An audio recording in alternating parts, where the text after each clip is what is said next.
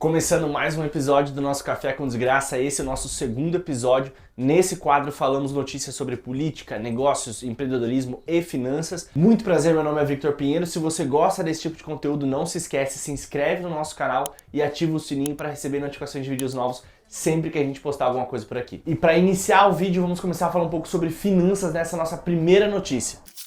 E a primeira notícia, Estados Unidos corta juros pela primeira vez em 4 anos. Como isso afeta o Brasil? O Banco Central dos Estados Unidos surpreendeu os mercados nessa última quarta-feira, cortando os juros, o que ele não fazia há mais de 4 anos. O Fed anunciou uma redução de 0,5 pontos na sua taxa de juros, saindo de um intervalo de 5,25 a 5,50 para um novo intervalo de 4,75 a 5%. Essa taxa de juros mais baixa trará alívios aos tomadores de empréstimos nos Estados Unidos, que têm enfrentado dificuldades perante essas altas de juros dos últimos anos que os Estados Unidos têm vivido, principalmente por causa da pandemia do coronavírus e a impressão desenfreada de dinheiro que o Banco Central americano fez nesses últimos anos. Só para você ter ideia, mais de 80% das notas que circulam hoje de dólar vieram de 2020, ou seja, uma impressão que causou uma inflação gigantesca na América que a gente não via nos últimos 40 anos. E um comentário importante é que o pessoal da comunidade de criptomoedas estava esperando um corte de 0,25, só que aconteceu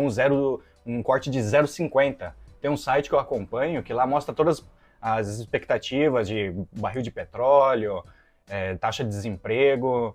Aí nesse site estava mostrando um corte de 0,25, aí quando veio esse 0,50, porra, abalou o mercado, né? Realmente, eu acompanho também algumas notícias do mercado cripto, e não só do mercado cripto, como todo o mercado financeiro, e realmente o pessoal estava esperando um corte de 0,25.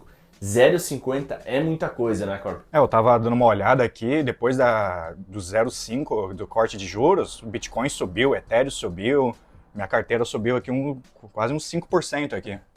Todo mundo feliz agora, mas é importante também colocar que isso afeta diretamente o mercado brasileiro, porque além disso a gente teve uma notícia muito importante aqui nessa super quarta, já que o Cupom também anunciou, na verdade, um aumento da taxa de juros. Diferente do que está acontecendo com o mundo de corte de taxa de juros, aqui a gente teve um aumento percentual de 0,25%. E isso principalmente em meio a uma preocupação com a alta de inflação, já que esse governo atual está gastando muito dinheiro e não está conseguindo suprir as demandas aí do déficit fiscal. E por que a super quarta que a gente está falando aqui importa muito para qualquer país do mundo? Isso porque corte ou aumento da taxa de juros tem um potencial para mudar todo o cenário do mercado econômico, já que a taxa de juros é o fator base de motor de uma economia de um país, já que isso vai inferir diretamente o quanto os bancos cobram de juros das pessoas ou quanto eles pagam de juros para as pessoas. Com juros mais altos, os consumidores tendem a gastar menos dinheiro, guardar esse dinheiro para que ele possa render e o banco ou o governo federal pagar isso em forma de juros para as pessoas. Com os juros mais baixos, isso tende com que as pessoas gastem mais, tomem mais empréstimo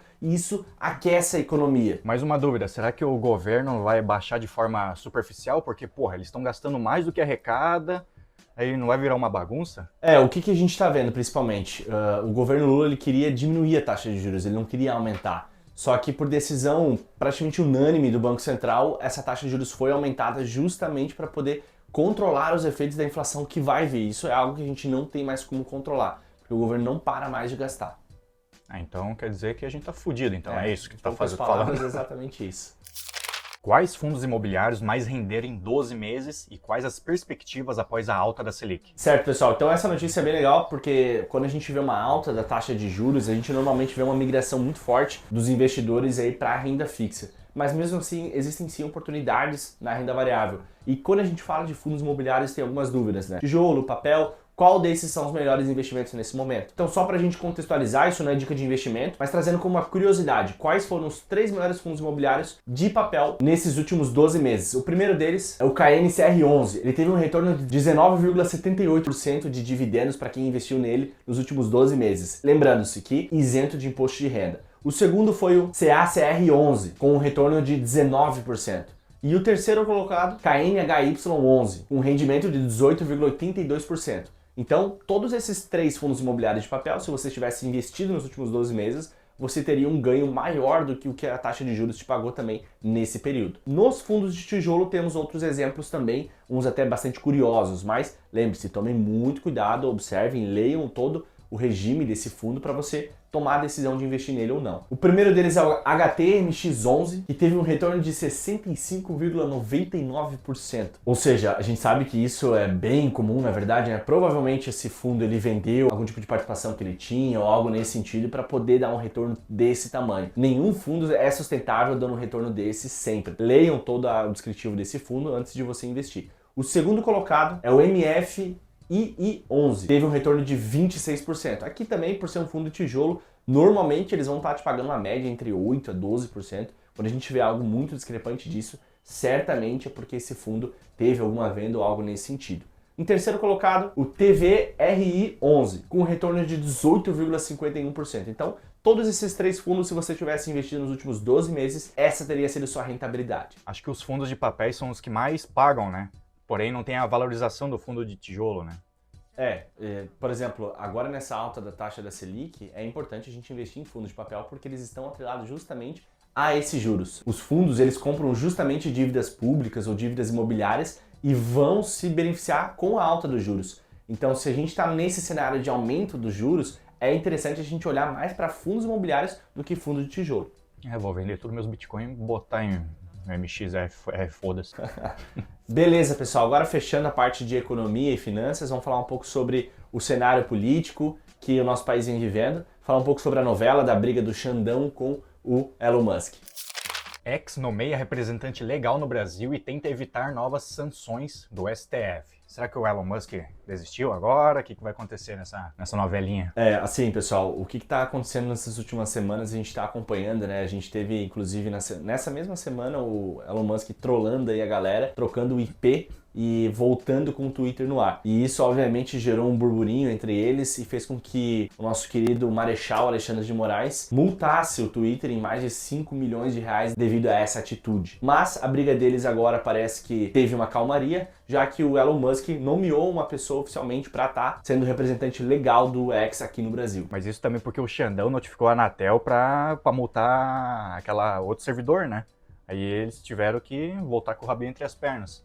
Principalmente se tu lembrar, esse último servidor que o Elon Musk apontou o Twitter, o X, né? Ele poderia atingir todo o Brasil se ele tivesse de fato bloqueado ou feito algo nesse sentido. Então o Xandão teve que ser um pouco mais cauteloso também nesse caso. Mas o que me surpreende principalmente é essa atenção que ele sempre tem que dar para esse tipo de notícia, ou melhor, para esse tipo de fato. Porque a gente convive diariamente com bandidos dentro de presídio, fazendo ligações, tentando dar golpe nas pessoas, usando o celular livremente. A gente vê o crime organizado crescendo cada vez mais no Brasil e parece que os nossos políticos ou o nosso legislativo não se preocupa tanto com eles da mesma forma que eles se preocupam com essas grandes corporações. E isso é muito evidente, já que o potencial que essas grandes corporações têm para atingir essas pessoas é muito maior do que um cara que está fazendo ligação dentro de um presídio. Então, o Brasil ele é uma grande piada, já que o que ele faz, né? Se não afeta o político, se não afeta o burocrata, ele não tá nem aí. Agora, se afeta ele, daí sim, aí a gente vai bloquear, a gente vai tirar do país, mesmo que isso seja um problema para milhões de pessoas. Se o problema for dele,